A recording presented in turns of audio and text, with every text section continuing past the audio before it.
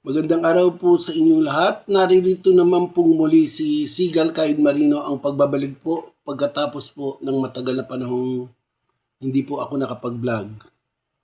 Dahil nga po sa karamihan po ng trabaho, hindi ko na po napaglaanan po ng panahon ito. Pero sa pagbabalik po ng Sigal Caid Marino, makakaasa po kayo sa akin na marami po akong magagandang topic na ipapatupad at ipapaalam po sa inyong mga seafarer at kasama na rin po ang mga OFW.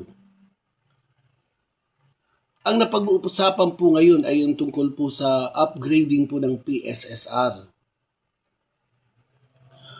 Bagamat sa napakabilis po na panahon, napakarami pong nag-enroll.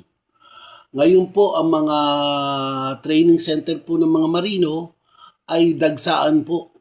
Abot na po yata ng hanggang Marso ang bawat iba't ibang training school na naka-enroll na po ang mga seafarer. Sa kadahilanan pong nagkaroon po ng pagkalito. Pagkalito na ang sabi po nila na pag-expire na o mai-expire na ang iyong BT o PSSR ay hindi po makakasakay sa barko. Expire o hindi. Kaya ito po, ang sabi po ngayon, may pagbabago pong narinig po natin sa marina po na sinabi po na kung ang iyong PSSR ay hindi pa expire, ay maaari ka pa pong sumakay ng barko at sa pagbabalik po ninyo ay doon na lamang po kayo makakapag-updating. Yan po ay bago pong balita na ngayon po ay kumakalat na sa mga kamarinuhan sa buong Pilipinas.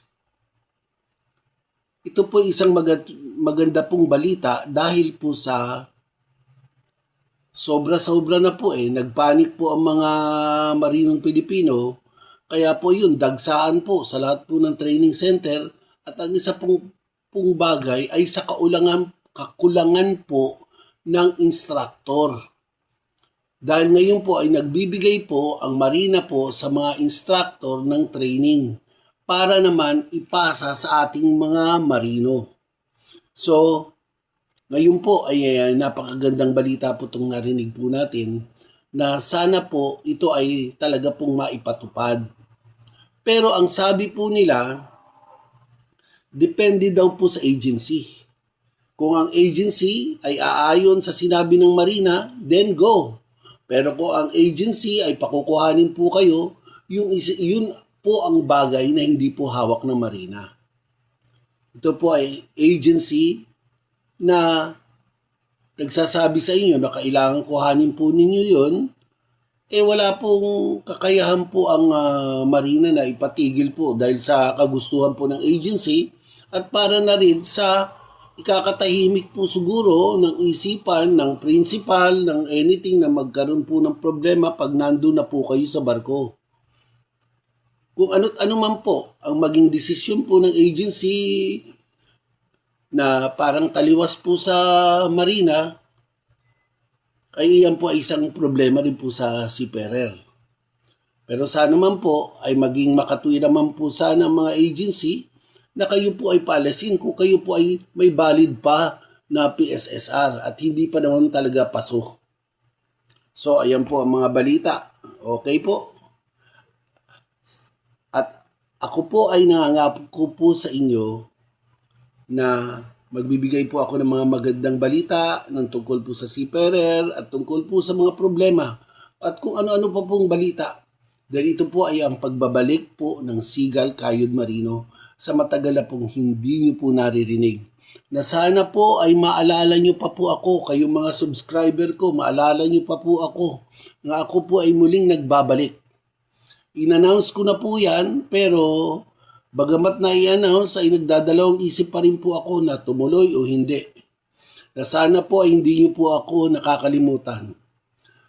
Ang inyo pong instructor na nakikiusap po o humihingi po ng kaunting tulong sa inyo po na sana'y mapalawak po natin ang aking vlog para matulungan po natin ang napakarami pong seaman ng tungkol po sa mga bali-balita ng ating mga kamarinuhan. Kaya kayo po, sana po ay hindi niyo po ako nakakalimutan. Maraming salamat po. Sa susunod na vlog na lang po. Thank you po very much.